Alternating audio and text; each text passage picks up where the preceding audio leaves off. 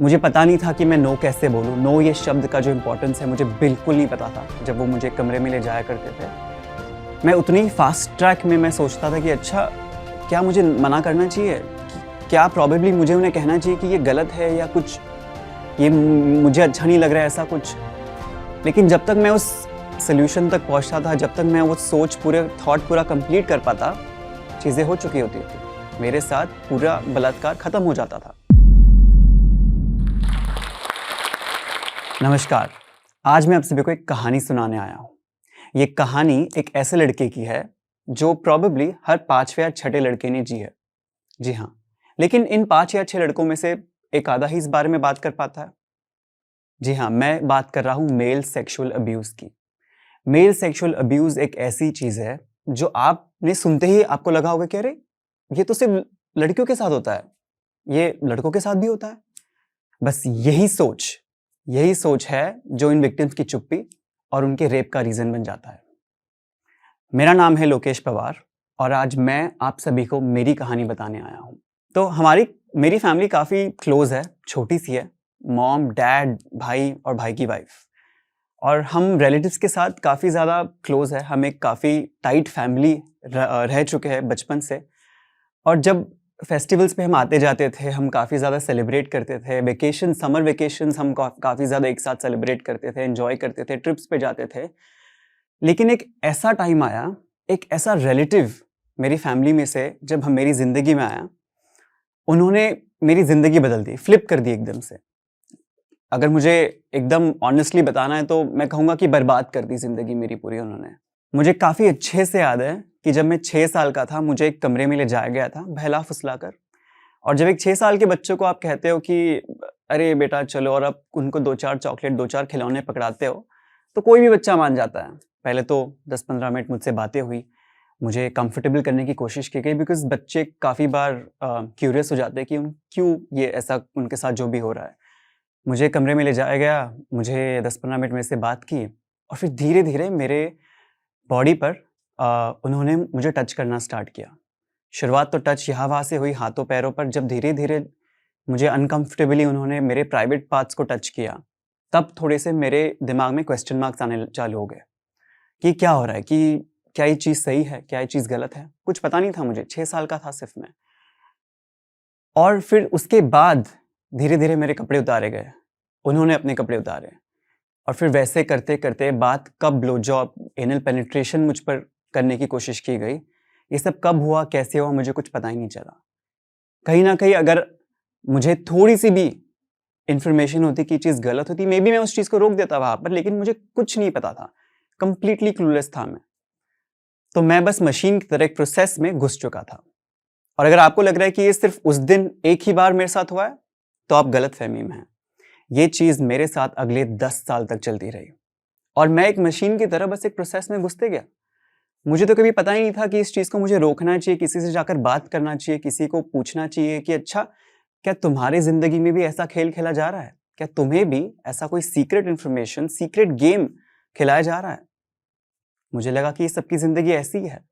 मुझे लगा कि सारे बच्चे कभी ना कभी एक रूम में जाते हैं, उन्हें कहते हैं कि अच्छा, ये सीक्रेट है हमारे बीच में, किसी को बताना नहीं, बस, और सब खेल के बाहर आते, कोई बात नहीं करता इसके बारे में।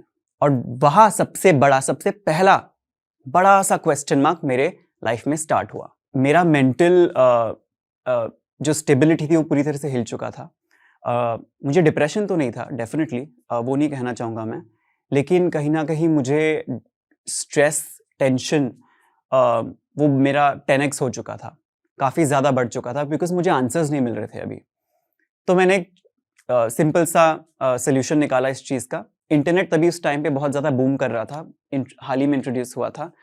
और हमारे स्कूल में कंप्यूटर लैब्स लिए जाया करता था, कंप्यूटर क्लासेस के लिए, लेक्चर्स जो होते थे कंप्यूटर के लिए, 1-1 घंटा दिया जाता था। तो मैंने दिमाग लगाया कि अच्छा, यही समय है मुझे कुछ करने का, मुझे कुछ सॉल्यूशन, इन्फॉर्मेशन निकालने का। तो मैंने कंप्यूटर लैब में सबसे आखिरी में जब भी मुझे मौका मिलता था, एकदम लास्ट सीट पर कोने में एक कंप्यूटर मुझे याद है था, उस पर मैं गूगल पर जाके सेक्स रिलेटेड चीज़ें ढूँढता था। और वो पढ़ते-पढ़ते मुझे पता चला कि सेक्स से मैं पहुँचा कंसेंट पर, कंसेंट से मैं पहुँचा सेक्सुअल अब्यूज़ पर। और इन सब के बीच में अगेन मुझे रोमांस, फीलिंग, कहीं ना कहीं वो सारी चीज़ें दिखी। और जब मैं कंसेंट पर पहुंचा, मुझे लगा कि यार मेरी स्टोरी में तो कंसेंट नाम की कोई चीज़ ही नहीं है। जब मेरे साथ ये स्टार्ट से हुआ, मुझे कभी पूछा नहीं गया था, मुझ पर सिर्फ एक चीज़ करी गई थी। तो दूसरा सबसे बड़ा क्वेश्चन मार्क वहाँ आया। और वैसे ही पढ़ते पढ़ते मैंने अगले अगले 4 साल गुजार दिए सिर्फ रिसर्च में। मैंने किसी से बात नहीं करी। मेरा मेंटल प्रेशर बिल्डअप होते गया होते गया होते गया, लेकिन मैंने अपनी जर्नी थी सोल्यूशन ढूंढने की, वो कभी छोड़ी नहीं। बिकॉज मुझे आंसर्स चाहिए थे मेरे लिए। पहले तो मुझे जानना था कि क्या मैं इस चीज़ में अकेला हूँ, क्या सिर्फ मैं ये स्टोरी जी रहा हूँ, क्या ये सिर्फ मेरे साथ हो रहा है। और अगर आपको ऐसा लग रहा है कि अब अब्यूज़ रुक गया था, मेरे साथ अब्यूज़ नहीं हो रहा था, तो ऐसी बात नहीं है। मेरे पूरे 4 साल के रिसर्च के दौरान भी मेरे साथ अब्यूज़ हो रहा था। मैं पूरी कोशिश कर रहा था कि मैं मेरे रिलेटिव के पास जाना अवॉइड करूँ। ऐसे इंस्टेंसेस में मैं जाऊँ ही नहीं जहाँ पर मुझे उनके सामने आना पड़े, जहाँ पर वो मेरे सामने आए और मुझे फिर वापस वो एक सेम प्रोसेस जो मैं आपको बताई, वो वहाँ से मैं सेम एक्सपीरियंस करूँ। बट कभी ना कभी जब पेरेंट्स कहते हैं कि अच्छा नहीं, हमें यहाँ जाना है, हमें वहाँ जाना है, आप हर बार मना नहीं कर सकते, और मुझे जाना पड़ता था, मुझे वो प्रोसेस जीनी पड़ती थी। मुझे पता नहीं था कि मैं नो कैसे बोलूँ। नो ये शब्द का जो इम्पोर्टेंस है मुझे बिल्कुल नहीं पता था, और कैसे कहना है बहुत ही डिफ़िकल्ट था मेरे लिए कि मैं कहूँ कि अच्छा ये चीज़ गलत है। ये क्राइम ऐसी चीज़ तो मुझे पता नहीं थी कि ये क्रिमिनल ऑफ़ेंस है, इसमें जेल हो सकती है वगैरह, ये सब तो बिल्कुल आइडिया नहीं था। तो कभी नो बोलने का फिर ऐसा वो कभी आया ही नहीं मेरे दिमाग में। और जितनी बार भी मैं उनसे मिलता था, ये प्रोसेस मेरे साथ होता था जब वो मुझे कमरे में ले जाया करते थे, मैं उतनी फास्ट ट्रैक में मैं सोचता था कि अच्छा, क्या मुझे मना करना चाहिए? कि क्या प्रोबेबली मुझे उन्हें कहना चाहिए कि ये गलत है या कुछ, ये मुझे अच्छा नहीं लग रहा है, ऐसा कुछ। लेकिन जब तक मैं उस सॉल्यूशन तक पहुँचता था, जब तक मैं वो सोच पूरे थॉट पूरा कंप्लीट कर पाता, चीज़ें हो चुकी होती थी। मेरे साथ पूरा बलात्कार खत्म हो जाता था और वो चले जाते थे। वापस वो अपनी ज़िंदगी जी रहे हैं, मैं अपनी ज़िंदगी जी रहा हूँ, और वो स्पाइरल है, वो चलते जाता था, चलते जाता था, चलते जाता था। और ऐसे करते-करते काफ़ी समय गुज़र गया।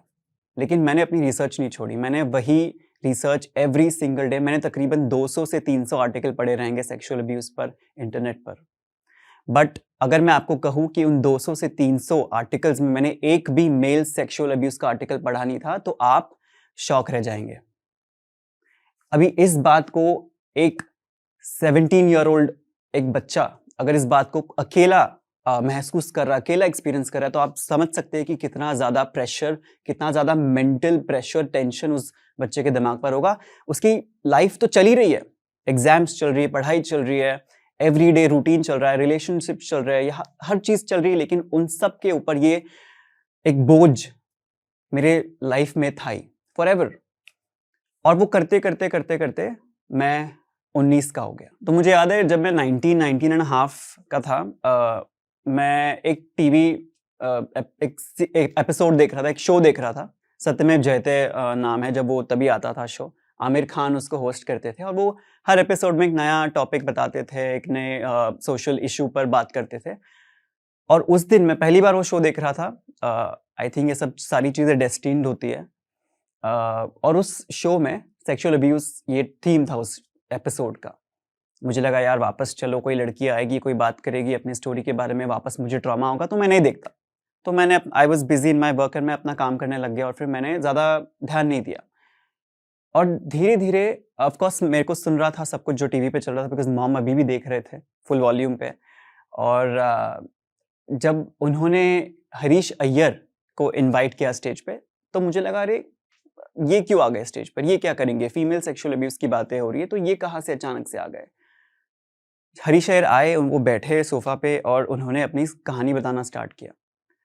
वो कहानी तकरीबन 10 से 15 मिनट अपनी बता रहे थे, और उस 10 से 15 मिनट के बीच में मुझे ऐसा लगा कि वो मेरी कहानी बता रहे हैं, कि वो कहीं न कहीं मेरी ए टू ज़ेड सब चीज़ same, object same, subject same, baseline story same, हर एक चीज़ वो मेरी कहानी थी। कहीं न कहीं मैं एक शॉक में भी था, लेकिन मुझे कहीं न कहीं हैप्पीनेस भी हो रही थी। आप सोच रहे होंगे कि यार मैं खुश क्यों हो गया? बट मैं खुश इसीलिए हुआ बिकॉज़ मुझे एक रिलेटेबल पर्सन मिल गया, एक रिलेटेबल स्टोरी मिली कि मैं अकेला नहीं हूँ इसमें। उस दिन मेरे साथ जो मैं 7वें आसमान में था, अगर मेरे को आपको ईज़िली बताना है तो। क्योंकि मेरे लिए वो चीज़ जानना कि ये चीज़ गलत है, ये चीज़ एक क्राइम है, कि मुझे नो कहना चाहिए, ये सारी चीज़ें एक साथ बहुत ज़्यादा ओवरवेलमिंग भी थी। लेकिन आई वॉज हैप्पी कि मुझे फाइनली मेरा आंसर, मेरे को 5 साल लग गए इस चीज़ तक पहुंचने के लिए, इस सोल्यूशन तक पहुंचने के लिए, लेकिन मैं फाइनली पहुंच चुका था। लेकिन ऐसा नहीं है कि मैंने उम्मीद छोड़ दी थी। होते हैं ऐसे टाइम्स, आते हैं ऐसे मोमेंट्स होते हैं जब आपको लगता है कि उम्मीद पूरी खत्म हो चुकी है, आपकी पूरी एनर्जी लो हो चुकी है, लेकिन मैंने उम्मीद छोड़ी नहीं। अप्स एंड डाउन्स होते हैं लाइफ में, लेकिन जब आप नीचे जाते हो आप डेफिनेटली ऊपर ही आओगे। और मेरे साथ वो मोमेंट ऐसा था कि मैं एकदम ही आसमान में ऊपर पहुंच गया और मुझे मेरा आंसर मिल गया था। मुझे पता था कि मुझे अब आगे क्या करना है। 2 चीज़ें थी, एक तो मुझे मेरे फैमिली को बताना था और मुझे एक कहानी लोगों तक पहुंचानी थी, क्योंकि जो फीलिंग मैंने एक्सपीरियंस की उन 15 मिनट में, वो मैं चाहता हूँ कि दुनिया का हर एक वो लड़का वो महसूस करे, वो जाने, वो इन्फॉर्मेशन गैदर करे और उनके ज़िंदगी में अगर ये ऐसा कुछ हो रहा है तो वो उसे स्टॉप करे, कंप्लीटली नो कहे इस चीज़ को लेकर। और आखिरी बार मुझे अभी भी बहुत ही ज़्यादा अच्छे से याद है कि आखिरी बार जब मेरे अब्यूज़र आए थे, उन्होंने मुझे कहा था कि अच्छा तुम लेट जाओ, तुम्हें कुछ करने की ज़रूरत नहीं, मैं कर लूँगा, तुम आराम से बस लेटो और किसी को बताना मत, हमारे बीच का सीक्रेट है। जो सेम 6 साल की उम्र में कहा था, वो आज भी वही डायलॉग सारे सेम टू सेम, कुछ बदलाव नहीं था उनमें। और उस समय पर मैंने हिम्मत पूरी अपने एक साथ पूरा कॉन्फिडेंस गैदर किया और मैंने उन्हें नो कहा। अब मुझे पता था कि मुझे लेफ्ट राइट कहीं नहीं देखना है, मेरा आंसर एकदम स्ट्रेट है, मेरा रास्ता एकदम सीधा है। अब मुझे मेरे सारे प्रॉब्लम, सारे क्वेश्चन मार्क्स का सल्यूशन, आंसर मिल चुका था, दैट वाज नो। और मैंने वो कह दिया और मैंने वहीं से शुरुआत करी इन 2 चीज़ों पर, इन 2 पाथ पर चलने की। सबसे पहले मैंने अपने पेरेंट्स को बताया। मुझे अभी भी बहुत ही अच्छे से याद है, मेरी मॉम टूट पड़ी थी कंप्लीटली, शी वाज क्राइंग, वो बहुत ज़्यादा रो रही थी। और मेरे पेरेंट्स ने मुझे एक चीज़ कही कि वो काफ़ी ज़्यादा सॉरी फील कर रहे हैं मेरे लिए, नॉट बिकॉज़ ये मेरे साथ हुआ, बट बिकॉज़ वो रह नहीं पाए जब मुझे उनकी सबसे ज़्यादा ज़रूरत थी। वो मेरे साथ कभी बैठकर, कभी मेरे से उन्होंने बात नहीं करी इस बारे में बचपन में, जब आई वाज ग्रोइंग अप। लेकिन मैं उन्हें ब्लेम नहीं करूँगा इस चीज़ के लिए। ब्लेम और सॉरी, ये 2 चीज़ उन पर है जिन्होंने ये चीज़ करी, जिन्होंने ये क्राइम किया है। आपके पेरेंट्स अगर आपसे बात नहीं कर रहे हैं तो आप उन्हें ब्लेम मत कीजिए। आप समझिए कि मे बी हमारी सोसाइटी ऐसी डिज़ाइन की गई है जिसको यस बदलना ज़रूरी है, बट वो बदल रही है। हमारे जैसे लोग बदल सकते हैं सोसाइटी को, ये जो सोच है इसको हम बदलेंगे। तो मेरे पेरेंट्स ने वहीं से मुझे कहा कि अच्छा सुनो लोकेश, तुम्हारी जर्नी अभी हाथ से खत्म हो गई, अब तुम्हारी जो आधी जर्नी है वो हम पूरी करेंगे, हम तुम्हारे लिए लड़ेंगे, तुम्हारी लड़ाई खत्म, तुम जाओ, तुम काम करो, लोगों तक अपनी स्टोरी पहुंचाओ, तुम लोगों को बताओ कि कैसे तुमने अपनी कहानी खुद अकेले लड़ी है इतने साल, और कैसे हर एक लड़का वो जो खुद आज अकेला महसूस कर रहा है, तुम्हारे से इंस्पिरेशन लेके वो खुद अकेले ये कहानी लड़ सकते हैं। आसान नहीं है, लेकिन इम्पॉसिबल भी नहीं है, इतना मैं ज़रूर दावे के साथ कह सकता हूँ।